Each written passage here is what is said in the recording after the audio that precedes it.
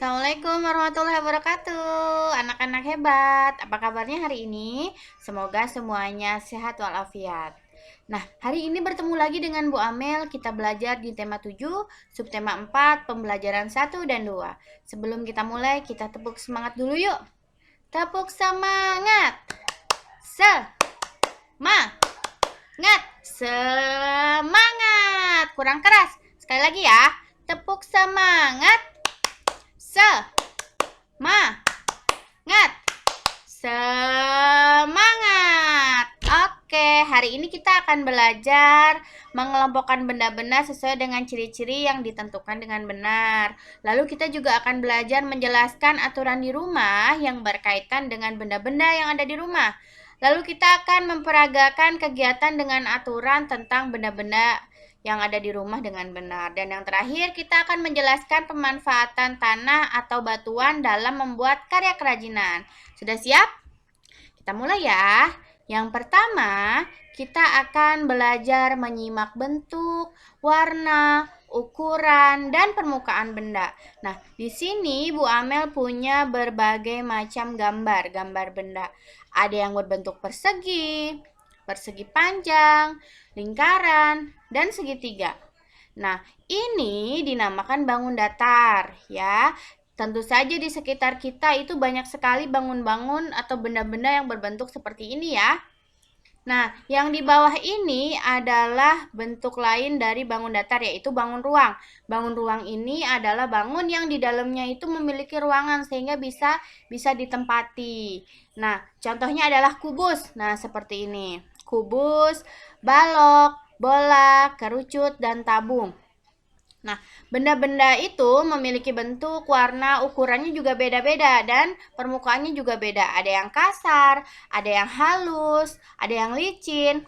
Nah, tentu bentuknya pun juga ada berbagai macam, ada yang besar, ada yang kecil. Nih, seperti bola. Bola itu ada bola yang besar, ada bola yang kecil. Kalau bola yang kecil contohnya bola apa? Bola tenis, bola bekel, bola apa lagi? Bola golf. Itu kecil. Kalau bola besar, bola basket. Lalu bola voli, bola sepak itu besar. Jadi ukurannya juga berbeda-beda, bentuknya juga berbeda-beda, warnanya juga berbeda-beda ya. Kalau bola kasti warnanya kuning, kalau bola basket oranye, ada juga yang biru dan bermacam-macam. Nah, permukaannya juga beda. Ada yang licin, ada yang kasar, ada yang halus, seperti itu ya. Nah, sekarang kita belajar menentukan bentuk benda yang ada di sekitar kita. Atau di buku ada di halaman 97. Nah, di sini Bu Amel punya gambar bendera. Nah, kalau bendera seperti di gambar ini biasanya adanya di mana?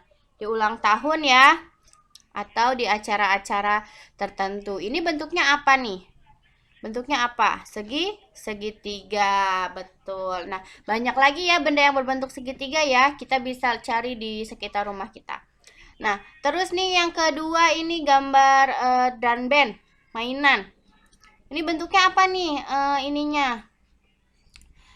Apa? Permukaannya? Lingkaran. Oke. Nah, terus yang ini gambar balok susun. Permukaannya berbentuk persegi panjang. Oke, nah teman-teman nanti di buku halaman 97 bisa diteruskan ya. Kita cari atau menentukan permukaannya itu berbentuk apa. Gampang kan?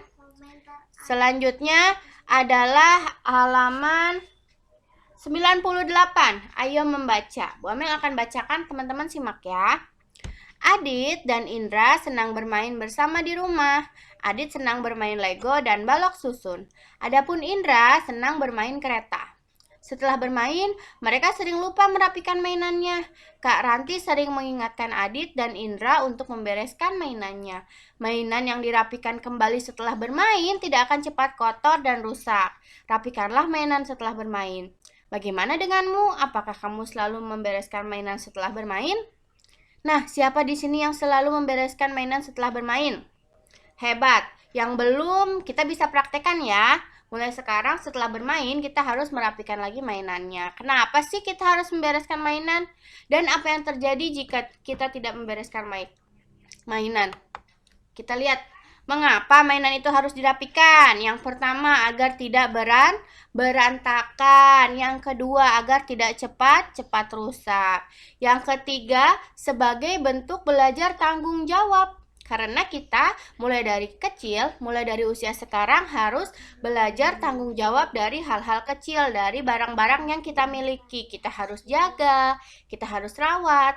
Dan yang terakhir, tentunya kita dapat meringankan tugas ibu. Kita bisa membantu ibu, ya. Nah, selanjutnya kita akan belajar tentang kerajinan dari tanah liat. Tapi kali ini kita tidak membuat, karena kita sudah pernah membuat kerajinan. Kemarin ada yang membuat tempat pensil ya. Terus apalagi hiasan berbentuk hewan. Nah, ternyata banyak lagi loh kerajinan dari tanah liat. Seperti apa ya contohnya? Seperti di gambar nih, ada kendi.